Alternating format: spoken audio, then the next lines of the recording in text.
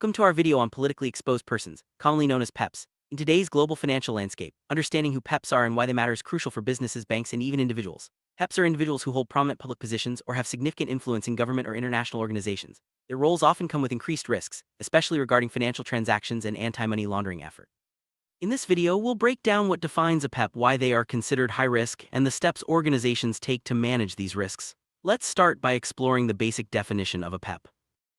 Politically exposed person, or PEP, is someone who has been entrusted with a prominent public function.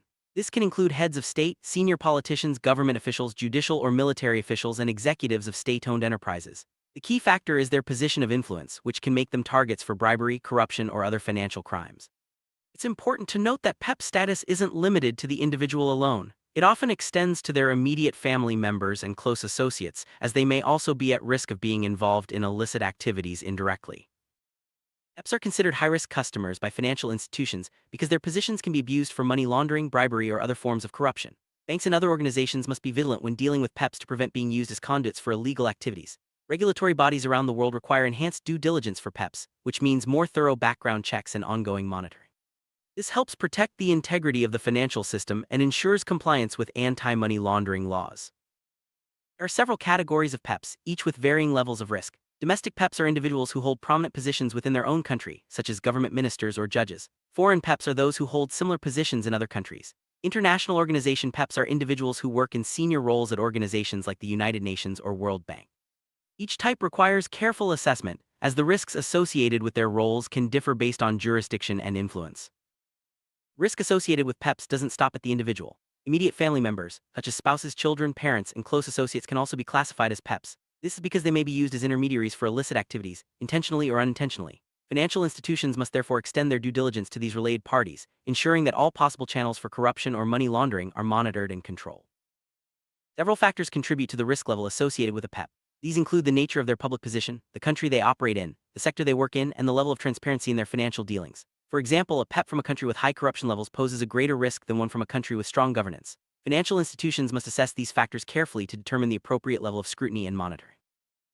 Regulatory authorities worldwide have established strict guidelines for identifying and managing PEPs. Financial institutions are required to implement enhanced due diligence procedures, which include verifying the identity of PEPs, understanding the source of their funds, and monitoring their transactions for suspicious activity. Failure to comply with these regulations can result in severe penalties, reputational damage, and even loss of operating licenses.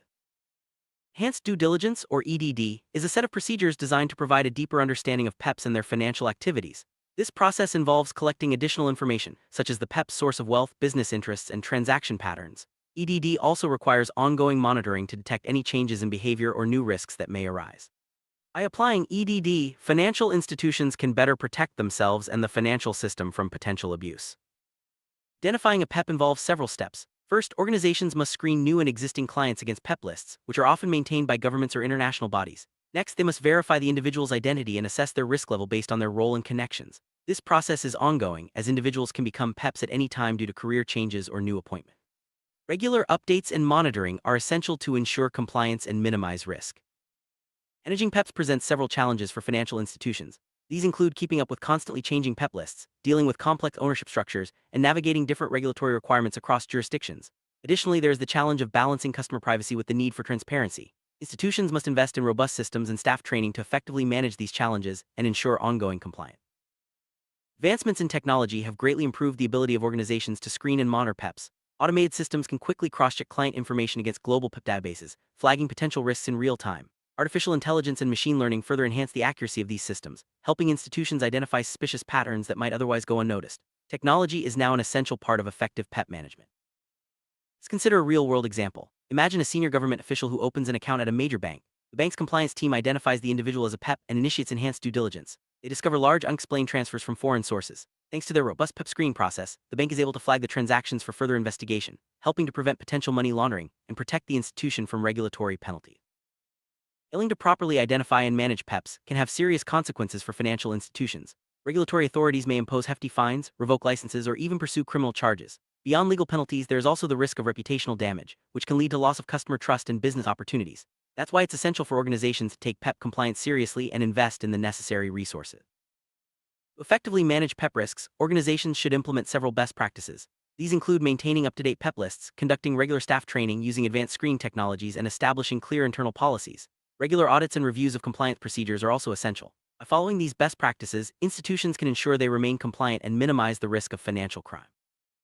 Summary: politically exposed persons represent a unique challenge for financial institutions due to their potential for involvement in corruption and financial crime. By understanding who PEPs are, recognizing the risks they pose, and implementing robust compliance measures, organizations can protect themselves and the broader financial system. Staying informed and proactive is the key to effective PEP management. Thank you for watching, and remember, awareness is the first step in safeguarding against financial crime.